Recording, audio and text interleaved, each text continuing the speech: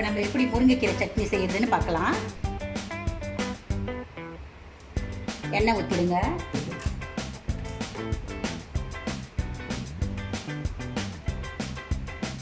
Okay, இப்போ உளுந்து கொஞ்சம்,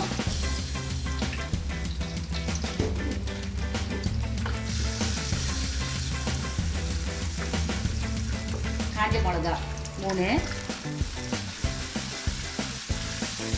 போட்டாச்சு. அது கொஞ்சம் வதங்கின பிறகு வெங்காயம் 2 வெங்காயம்,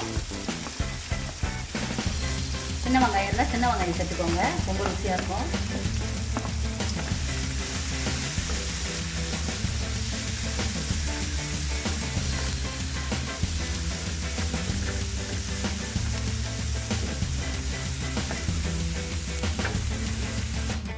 பாருங்க, இப்போ வெங்காயம் நல்லா வதங்கி ஒரு மாதிரி கோல்ட் கலரில் வந்துருச்சு.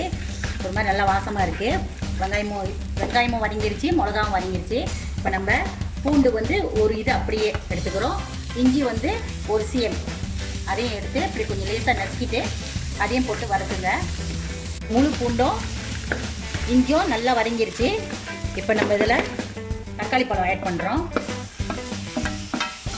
தக்காளி பழம் வந்து 2 தக்காளி பழம், தேவை கூடனா கூட எடுத்துக்கோங்க.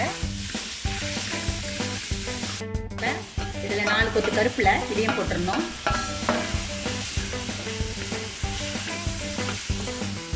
ஓகே, இதெல்லாம் போட்டு இப்போ நல்லா வதங்கட்டும். நம்ம கொஞ்சம் நேரம் இதை விட்டுறலாம். இப்போ இது நல்லா வதங்கிருச்சு. இப்போ முருங்கைக்கீரை நம்ம ஆட் பண்ண போகிறோம். முருங்கைக்கீரை வந்து ரொம்ப நேரம் வேக வைக்கக்கூடாது, ஏன்னா கசப்பாயிரும். லேசாக வேக வச்சா போதும்.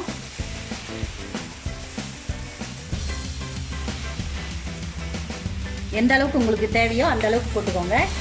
இது வந்து ஒரு ஃபேமிலியில் ஒரு 6-7 பேர் சாப்பிட்லாம், அந்த அளவுக்கு இந்த சட்னி வரும். கொஞ்சம் உப்பு ஆட் பண்ணிக்கோங்க.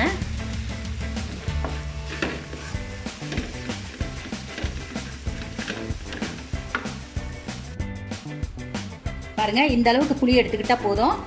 இதை நல்லா கரைச்சி அதில் ஊற்றிடலாம்.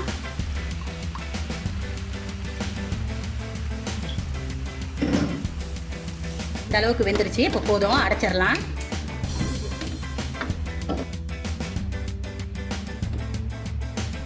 ஓகே, இதை நம்ம வந்து இப்போ அரைச்சிடலாம்.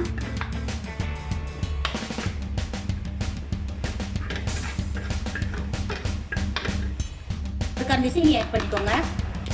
இப்போ சட்னியை அரைச்சாச்சு, ஒரு பவுலில் ஊற்றியாச்சு. இப்போ தாளிக்கிறதுக்கு நம்ம கொஞ்சம் கடுகு, கொஞ்சம் உளுந்து, காஞ்ச மிளகா 2, கொஞ்சம் எண்ணெய் ஊற்றிட்டு இதெல்லாம் அதில் போட்டுடலாம். கருப்பில் ஒரு கொத்து,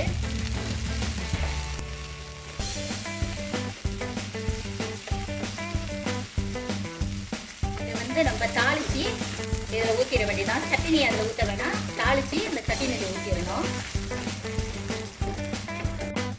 இப்போ நல்லா சிவந்துருச்சு. அடுப்பு அரைச்சிடலாம். அடுப்பு அரைச்சிட்டு இதை அந்த சட்னியில் ஊற்றிடலாம்.